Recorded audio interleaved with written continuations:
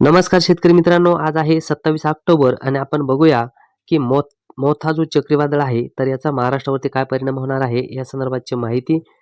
जे मोथा चक्रीवादळ आहे, तर हे आपण बघू शकता बंगालच्या उपसागरामध्ये मोथा चक्रीवादळाने खूप मोठ्या प्रमाणामध्ये या ठिकाणी आपली तीव्रता वाढवलेली आहे आणि याचं जे असेल तर तीव्र चक्रीवादळामध्ये रूपांतर होईल आणि याची गती देखील वाढण्याची शक्यता आहे. उद्या सकाळपर्यंत हे किनारपट्टीपर्यंत चांगल्यापैकी धडकण्याची शक्यता आहे आणि उद्या रात्री किंवा संध्याकाळी यामध्ये याची तीव्रता वाढून जी असेल तर मोठ्या वादळामध्ये सिव्हिअर सायक्लोनमध्ये रूपांतर होण्याची जास्तीत जास्त शक्यता आहे. यानंतर आपल्या महाराष्ट्रावरती याचा परिणाम नक्कीच होणार आहे.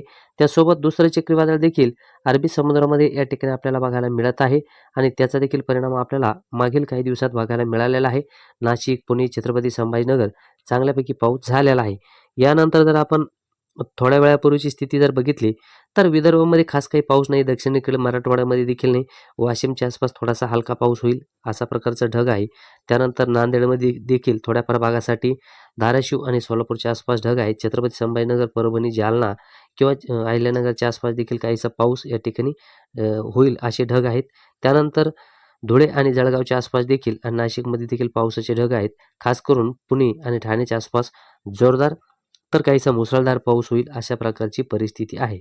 पालघर आणि पालघरच्या आसपास देखील चांगल्यापैकी या ठिकाणी ढग आहेत. यानंतर आज रात्रीचा जर आपण अंदाज बघितला तर आज रात्री जे असेल तर आपल्याला सोलापूर यासह धाराशिवचा काही विभाग, अहिल्यानगर, त्यानंतर छत्रपती संभाजीनगर आणि नाशिकचा जो बहुतांश विभाग आहे या ठिकाणी विजांसहित गडगडाटी पाऊस होण्याचा अधिक अंदाज आहे. यानंतर पुण्याच्या देखील बऱ्याचशा विभागामध्ये ठाणे, पालघरच्या आसपास आणि मुंबईकडे देखील आज रात्री पावसाचा अंदाज असणार आहे. तर विदर्भामध्ये आज काही खास पावसाचा अंदाज नाही. थोड्याफार ठिकाणी पावसाचे ढग निर्माण झाले तर या ठिकाणी पाऊस होऊ शकतो. फक्त दक्षिणेकडे काहीशी शक्यता बनेल आणि त्यानंतर मराठवाड्याच्या देखील दक्षिणेकडील विभागामध्ये आज रात्री पावसाचा अंदाज आहे. यानंतर जर बघितलं आपण येणाऱ्या दिवसातील चक्रीवादळाचा जो प्रभाव असेल तर तो महाराष्ट्रावरती कशा प्रकारचा पडण्याचा अंदाज आहे.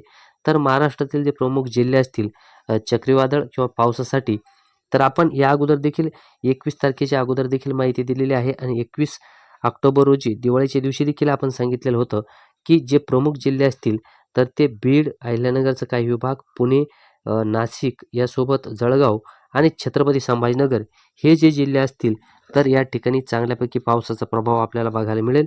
यासह जे अजून जिल्हे असतील त्यामध्ये जालना हा देखील महत्त्वाचा आपल्यासाठी जिल्हा होता की या ठिकाणी देखील पावसाचा जास्तीत जास्त प्रभाव पडेल. त्यानंतर परभणी आणि हिंगोलीमध्ये देखील, धाराशिव आणि लातूरमध्ये देखील आपण अशाच प्रकारचा अंदाज दिलेला होता. यासह जे असेल तर सिंधुदुर्ग यासोबत रत्नागिरी आणि रायगड म्हणजे कोकणामध्ये आणि सातारा या ठिकाणी देखील पावसाचा अंदाज होता. त्याचप्रमाणे आपल्याला हा पाऊस पडलेला बघायला मिळाला आहे. या ठिकाणी जे असेल तर आपल्याला मुसळधार पावसाचे जे असतील तर नोंदी आपल्याला खास करून छत्रपती संभाजीनगर, जळगावच्या आसपास बघायला मिळाल्या. त्यानंतर येणाऱ्या दिवसामध्ये देखील आपल्याला चक्रीवादळाचा जो प्रभाव असेल तर उत्तरेकडील जो महाराष्ट्र आहे ज्यामध्ये पालघर, ठाणे, मुंबईच्या आसपास, पुणे, त्यानंतर अहिल्यानगर, यानंतर छत्रपती संभाजीनगर यासोबत जालना, बुलढाणा, जळगाव, धुळे, नंदुरबार या संपूर्ण ठिकाणी जे असेल तर याचा मुख्य प्रभाव जाणवण्याचा अंदाज आहे. यानंतर जो प्रभाव असेल तर आपल्याला दक्षिणेकडे मराठवाड्यामध्ये देखील परभणी त्यासोबत हिंगोली यासह बीडमध्ये देखील आपल्याला याचा प्रभाव जाणवेल या जिल्ह्यामध्ये. आणि अजून एक आपण सांगितलेलं होतं की अमरावती आणि अकोला, वाशिम यासह यवतमाळ, चंद्रपूर, गडचिरोली या जिल्ह्यामध्ये देखील प्रभाव जाणवेल. तर त्याचप्रमाणे जे असेल तर येणाऱ्या दिवसामध्ये आपल्याला अशाच प्रकारचा जो प्रभाव असेल तर तो आपल्याला या संपूर्ण जिल्ह्यामध्ये बघायला मिळणार आहे. तर या जिल्ह्यामध्ये शेतकरी बांधवांनी आपली जी काढणीची पिकं असतील तर या ठिकाणी आपण सुरक्षित ठेवा आणि या ठिकाणी काळजी घ्या. कारण की दक्षिणेकडील जो मध्य महाराष्ट्र आहे या ठिकाणी देखील आपल्याला बऱ्यापैकी पावसाची शक्यता आहे आणि या ठिकाणी देखील पुढील 3-4 दिवसामध्ये काहीसा जोरदार ते मुसळधार पाऊस होईल आणि बाकी राहिलेल्या ठिकाणी असं नाही की पाऊस होणार नाही.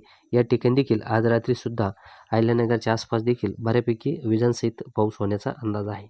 अशा प्रकारची एकंदरीत अंदाज जो असेल तर 2 नोव्हेंबरपर्यंत पावसाचा अंदाज आहे. आपण 5 नोव्हेंबरपर्यंत पावसाचा अंदाज या अगोदर देखील दिलेला आहे आणि 2 ते 3 नोव्हेंबरपर्यंत बऱ्यापैकी महाराष्ट्रामधून जो पाऊस असेल तर आपल्याला कमी झालेला बघायला मिळणार आहे. कारण की आपण जर बघितलं तर हे जे मोठा चक्रीवादळ आहे तर हे अशाच प्रकारे उत्तरेकडे सरकून जे असेल तर आपल्याला विदर्भाकडे येण्याची दाट शक्यता आहे. विदर्भ, मध्य प्रदेशचा पूर्वेकडील विभाग यासह छत्तीसगडचा काही विभाग या ठिकाणी याचा सरकून महाराष्ट्रावरती येणाऱ्या दिवसामध्ये प्रभाव बघायला मिळेल.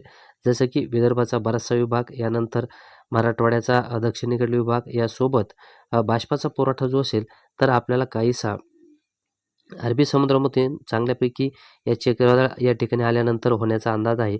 ज्याच्या प्रभावाखाली पुणे, अहिल्यानगर, छत्रपती संभाजीनगर, जालना या ठिकाणी देखील होईल आणि काहीचा बाष्पाचा पुरवठा मराठवाड्याकडे या देखील या चक्रीवादळाच्या प्रभावाखाली अशा प्रकारचा होण्याचा अंदाज आहे. तर आपल्याला व्हिडिओ आवडल्यास नक्कीच या ठिकाणी लाईक करा, त्यासोबत शेअर करा, चॅनल देखील या ठिकाणी सबस्क्राईब करा. यासह आपण मान्सून 2026मध्ये कशा स्वरूपाचा पाऊस होण्याचा अंदाज आहे या संदर्भाचा देखील व्हिडिओ दिलेला आहे. तो देखील या ठिकाणी नक्की बघा. धन्यवाद.